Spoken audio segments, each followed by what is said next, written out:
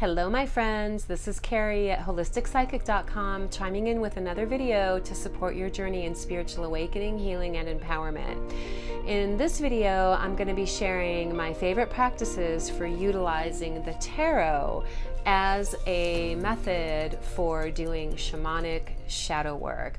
I'm going to be sharing insights on why to use the tarot, how to use the tarot, special insights on how to decode the wisdom within the symbolism of the tarot, and I'm going to share with you a tarot spread that I created myself specifically for doing shamanic work. This is going to be a tarot spread that you can use for yourself or other people, so stay tuned for the full episode.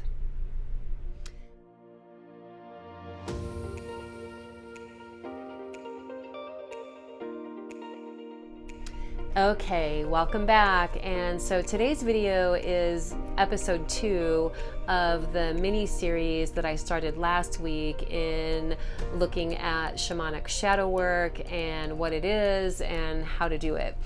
And so shamanic shadow work specifically includes the element of doing shadow work with the intention of reclaiming fragmented soul parts, healing through trauma, and reclaiming soul power and empowerment in general.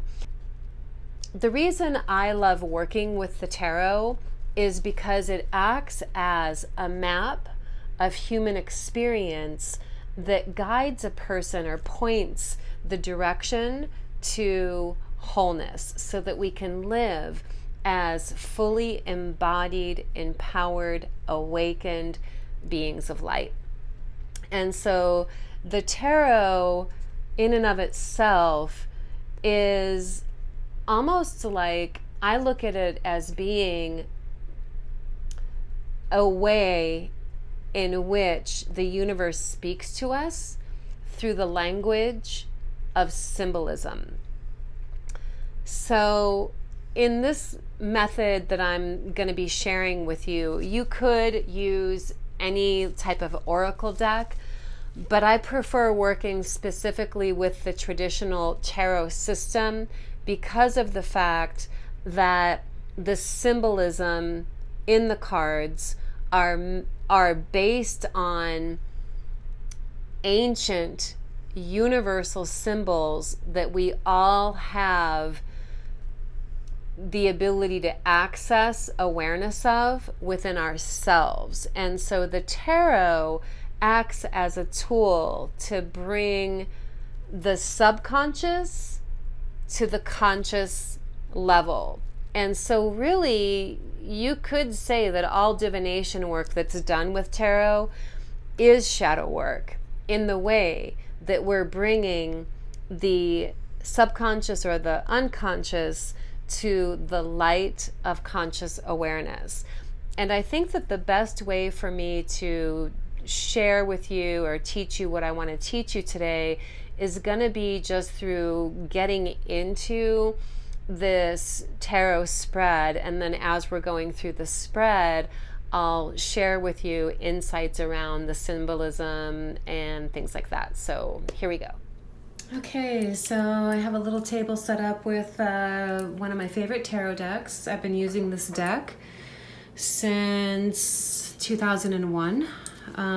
This is called the World Spirit Tarot, and it is created by Lauren O'Leary.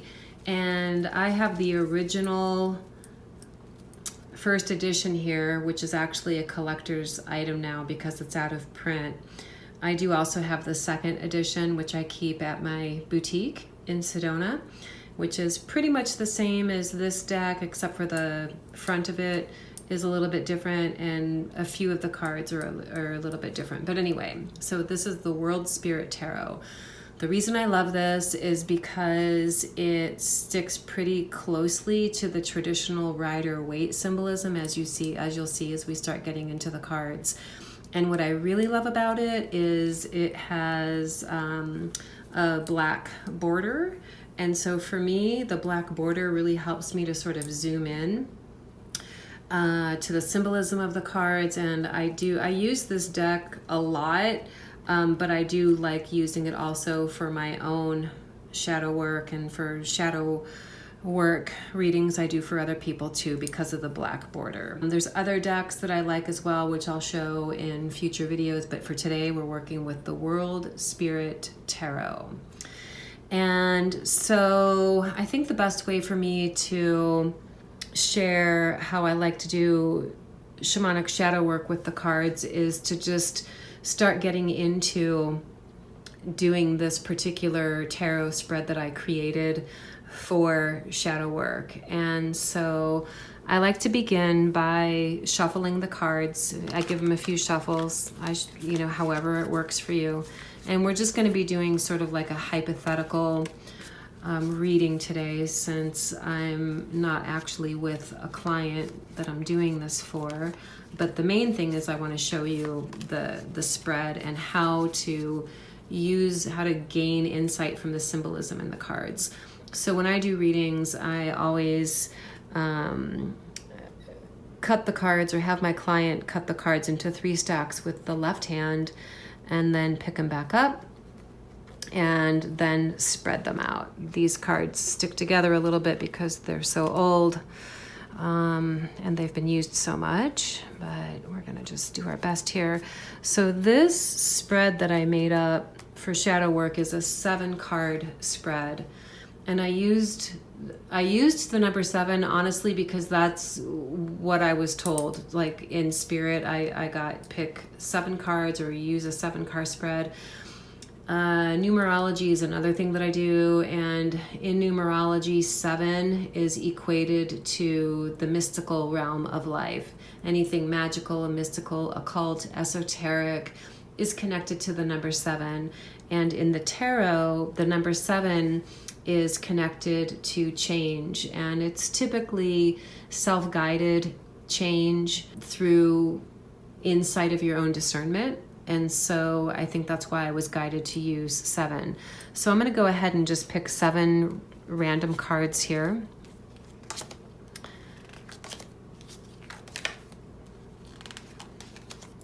Six and 7. Okay, so I've got the cards. And I'm going to scoop these out of the way. And so the way I lay out this spread is in a counterclockwise spiral pattern, because to me that represents sort of going inward. So card number 1 is going to be, I start here, and then it's 2, 3, 4, 5, 6, and then 7 is in the middle, the spiraling inward. Let me just adjust this camera a little bit so we can see a little bit better here. Okay, so card number 1, and really you can make up your own tarot spreads, or you can just ask questions and pick a card for each question. But the positions that I assigned for this spread, you'll see how it's just asking questions that offer insight around shadow work. So the position number 1 is connected to the current situation. So you could ask, what are the shadow dynamics of the current situation? So this card number 1, current situation, could be something that literally is bothering you or upsetting you in your life. Or it could be a current situation as in previous introspection that you've done around shadow work and having awarenesses around aspects of your shadow. So the current situation could be, an aspect of your shadow that you've already been aware of and delving into. Okay, so current situation, and then moving counterclockwise to card number 2. How has this shadow aspect of the current situation been sabotaging me? How has the shadow work aspect of the current situation been sabotaging me? And then card number 3, What is the source of it? What is the source of the shadow work regarding the current situation? Card number 4, what can I learn from it? Card number 5, how can I heal and integrate it? Card number 6, what soul gifts can be reclaimed through doing the shadow work, through doing the healing, doing the shadow work? What soul gifts do I have the ability to reclaim through doing this work? And then the innermost card, card number 7, what pathway forward of empowerment is revealed to me through integrating the shadow work, healing, and reclaiming the soul gift? So this can also be seen as what are the next best steps forward based on doing the healing and integrative work. So we're purposely, I call this the shadow to light tarot spread, because we're looking at the shadow, how it's been influencing you, what is the source of it, what can you learn from it, how can you heal from it and integrate it, what stands to be reclaimed, and then how is that going to shift opportunities that open up for you in the future.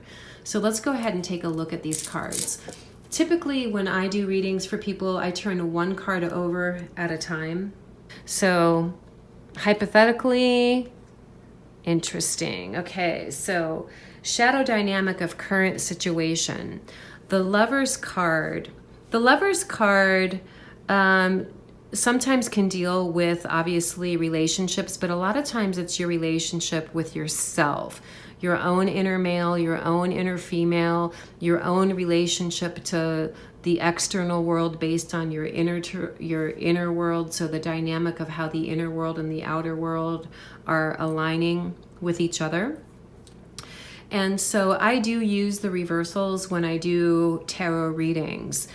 So in this case, when we're looking at the Lover's card, let's look at it right side up for a moment just so we can see the symbolism. So obviously you have a man and a woman embracing, and their skins are different color, which in and of itself sort of indicates like a yin-yang type of thing, masculine, feminine.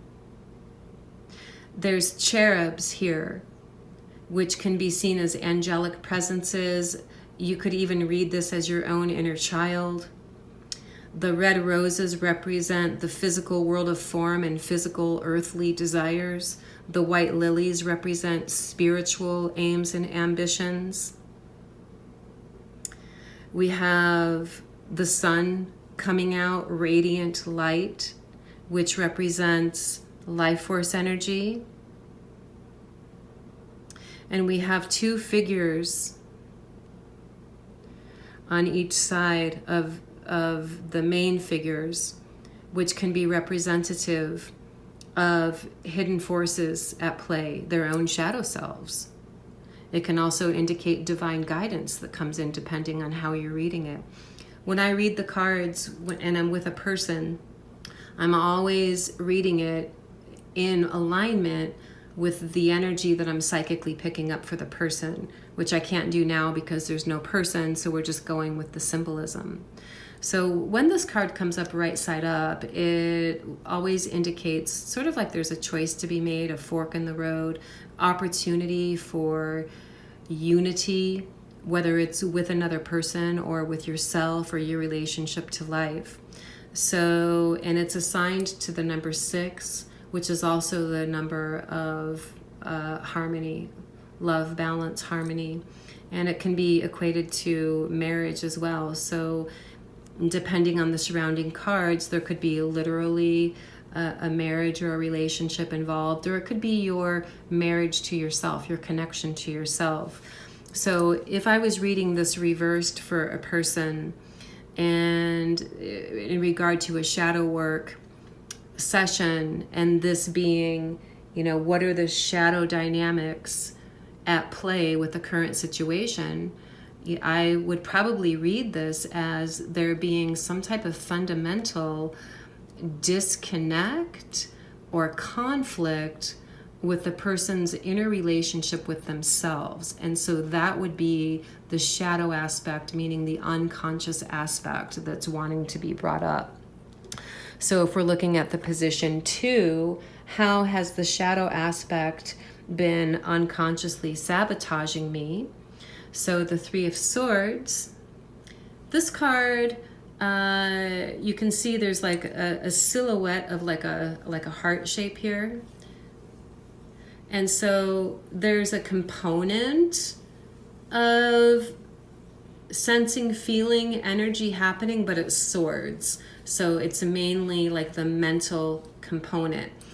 Typically when this card comes up, it indicates a person who has had challenges or difficulty around bringing something to completion because of mentally obsessing about it or mentally processing. And so typically when this card comes up, it can be a message that, you know, something needs to be brought to completion, something needs to be let go. There's actually literally a mirror with a shadowy figure in this card, which can represent the shadow side as well, or an unseen aspect of yourself.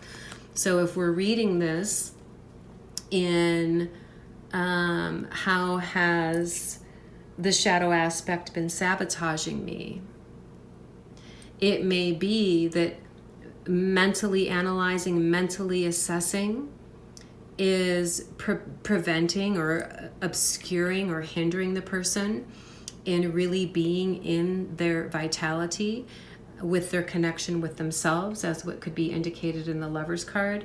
Also, the colors in and of themselves in the cards are very much a part of how the cards speak to you.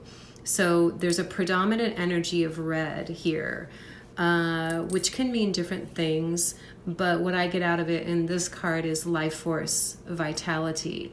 And then the black and white stripes also represent balance. It's a 3, which is connected to the number 6, so it's fruition and growth. So how has my shadow side been unconsciously sabotaging me? I would say it would be like the refusal to look at a truth of a situation. So as it's been sabotaging you, it's not seeing things clearly. Your own non-integrated aspect or your non-integrated relationship with yourself is causing the dynamic of not seeing things clearly with truth, probably seeing things through the lens of the person's own past disappointments that they're not over yet. So moving into position 3, what is the source of this shadow dynamic that's coming up? What's the pure source of it? So the 9 of Wands, the suit of Wands is connected to matters having to do with your soul, your spirit. It's creativity, it's expansive energy. And if we're looking at this through the perspective of what is the source of my shadow, and this card can be about growing in weariness, becoming exhausted, becoming tired over defending something. And typically this could be like values that you're defending that aren't really your values. Okay, so maybe if I was reading this for a person, I could say that, you know, this lack of integratedness with themselves could be coming from a past conditioning. Other people in the person's life in their formative years maybe honoring mental processes more than anything else, honoring what we should stand by, what society tells us we're supposed to value, all the shoulds, all the supposed tos in life are at the source of this person's fundamental disconnect with themselves. Okay, moving forward into what can I learn from this shadow side that's coming up? And what can I learn from the source of it? Well, the Two of Swords is, there's 1 foot. Let me pick this up a little bit more. The Two of Swords is sort of like being between, it's like being on the fence. It depicts itself in this card where this person has 1 foot on one side of the land, another foot on another side of the land, and there's a big gap in between. So they're straddling something, and they're sort of stuck in place. This card typically indicates in and of itself indecisiveness that comes from fear and uncertainty, which leads to stagnation. And so if we're doing this shadow to light tarot spread and doing shadow work, and this position being, what can I learn about the shadow dynamics that are coming up, is that it's keeping you stuck in an unhealthy pattern, hypothetically, for whoever I was reading for, okay? Keeping the person stuck in unhealthy patterns, or stuck and not moving forward in life, or paralyzed in the energy of uncertainty that comes from not really knowing who they are. Moving forward into how can I heal and integrate the shadow side. So here we have a cup card. They're called seekers in this deck, but this is like the Knight of Cups. And this depicts a person who is poetic, creative, dreamy, imaginative, intuitive, lover of music and arts. And so I would probably say, if I was doing this reading for a person, in how they can heal from the shadow side, it would be in embracing these types of qualities that are indicated in this card, which more than likely are at the core aspect of the person's fundamental soul being. So exploring, embracing qualities that are creative, imaginative, connected with the arts, connected with beauty, things that relate to like Venus energy, embracing that aspect of themselves, exploring and embracing this aspect of themselves is how they can heal the shadow that's coming up. What soul gifts can be reclaimed through doing the healing and integration work? Maybe confidence in being able to make decisions. So the Two of Swords that came up here is connected to the Eight of Swords here. There's similar energies, but different stages. The Eight of Swords is more extreme. So if I'm looking at this in the realm of what soul gifts can be reclaimed, this card is a lot about realizing that you have the power to move forward. You don't have to remain stuck in situations. So the binding on the figure in this person is loose. She could easily wiggle herself out of the binds, get herself out of the situation, and move forward. And so that precisely is what the soul opportunity is, or the gift to be reclaimed, is realizing the power to choose. Also in this card, the pillar theme that comes up sometimes in the cards is showing up here with these trees, which is representative of the pillars themselves can be pillars of stability, balance, but then going within them is sort of like going inward. There's a snake here, which represents life force, vitality, and energy. And there's an owl, which is about wisdom and seeing clearly in a full radius all the way around you, how owls do. So gift to be reclaimed, soul gift to be reclaimed, is your ability for discernment, the ability to choose and make healthy choices. There's also like a moon and a bat. And so the moon is about intuition. Bats are also about detecting subtle energies. And so the gift to be reclaimed could also be very linked to discernment that comes on the intuitive level, sensing subtle energy, not just discernment mentally that would be indicated in the card. And then the last position, which is what are the next best steps forward in regard to the path of empowerment that opens up for me as I am healing and integrating this shadow that came up. 6 of Cups. Okay, so next best step forward, there's a 6 here with the Lovers, and then there's a 6 here. You also have a 3 here and a 9, which are connected to the realm of 6s. And so I would say the path of empowerment that opens up for this person would be the ability to really fully realize with all of the senses, mind, body, spirit, but probably in this case, especially on the soul level, because of how the cards came out, there was like a lot of an emphasis on swords, which is mental energy, and also an emphasis on cups, which are about the sensing, feeling body, the emotional body, which is connected to being empathic and clairsentient.